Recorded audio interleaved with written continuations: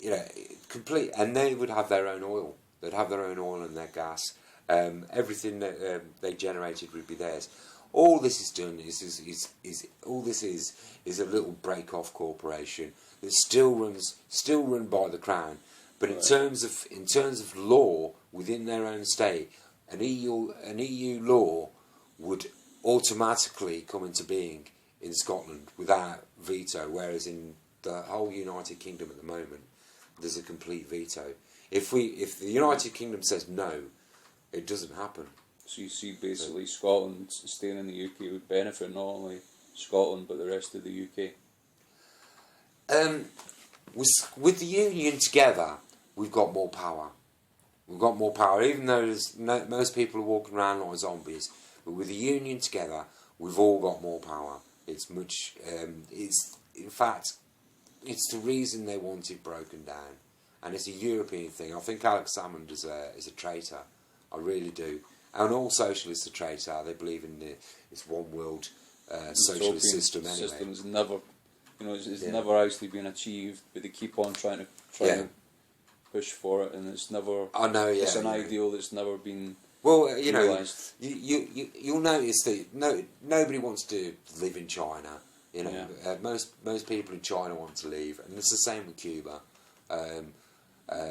These countries never turn out well, no matter how long they've had this system. No, how nationalistic they are. Look at Nazi Germany. Well, look at Fidel Castro. He's dead now. Where's the power gone? To his brother. Yeah. Right. That's not a state run. That's not a state that's run by the people. Yeah. It's not run by the people. It's run by a family. Yeah. And that's a mafia. It's a gang. And I don't care how nice Fidel Castro was. It doesn't matter. Eventually, you're going to end up with somebody who's nasty.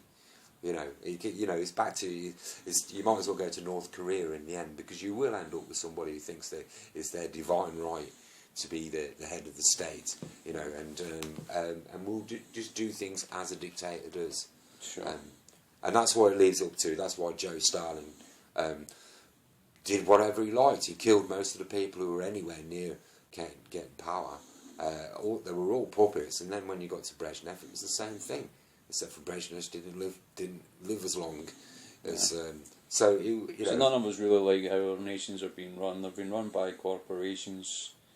Independence is just an illusion. It's not, unless you've got your own banks, your own systems basically put in place that are out with the crown, out with a separate currency. That's real independence. That's a start anyway. The main crux. We're not getting that. The main crux for a nation is to be able to create their own wealth, and to do that, you need a proper education system that allows for. First of all, I mean, one of the worst things about the education system is there is no health education. People are just sent home to eat the stuff that the corporations have made for them. And look at the cancer industry; it's getting massive now. One in 4 people now get cancer. Is it one in 4 or 1 in 3? I think it's even worse. And the rates it is 1 in 3. Yeah. Well, the rates are much worse than they were in the 50s. And they, it's down to diet and stress that so many people are getting cancer. And the stress is because of the debt being piled onto people continuously by corporations. When you get gas, you're taxed. About 7 or 8 years ago, we get our gas from Russia, and about 7 or 8 years ago, the Russian gas price split in two. It was halved. It was 50% of its price, and it came to this country half price for about 3 years. And during that time, British Gas did not take a penny off the cost for people. They just ate it all up as profit. Then, after that time, the Russian gas prices went up comparatively to their new price by 12%, which would have still left something like about 56, 57% of the original price. And as soon as that happened, they went up in price again here to about 14%. So it was just a greedy grab of of people's wealth. Everybody working in this country all of a sudden had to pay a lot more for something that was half price. It was one of the ugliest things to happen. And the government, which was a Labour government at the time, allowed it to happen. That's because they are friends of corporations, all corporations. The only groups that do work on a level playing field are these corporations. They're the only group. They themselves tax people. They tax them through their own profiteering, and they do that in many different ways.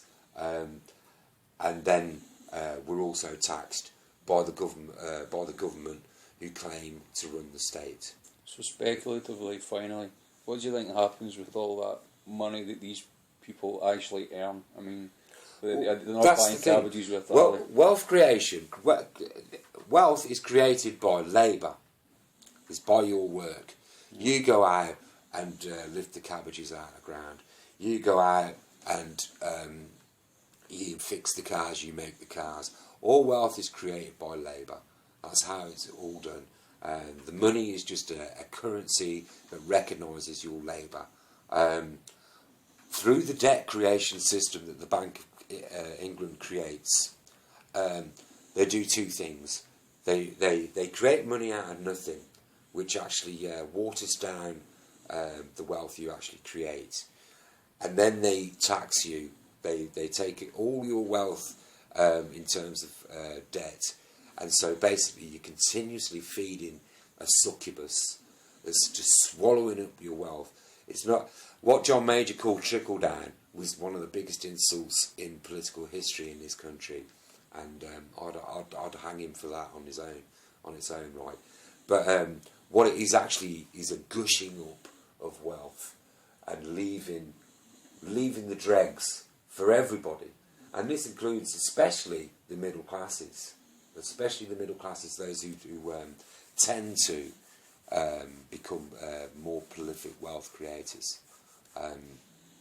Even though the system is really so evil and twisted, the middle class is really now just a management system for the government, rather than actually wealth creating. Wealth creating has been pushed down or even shipped out because they don't want people starting to claim their own wealth. They want people to be relying on other nations and relying on the government. They want that, which is a part of socialism, where you are becoming reliant on the government.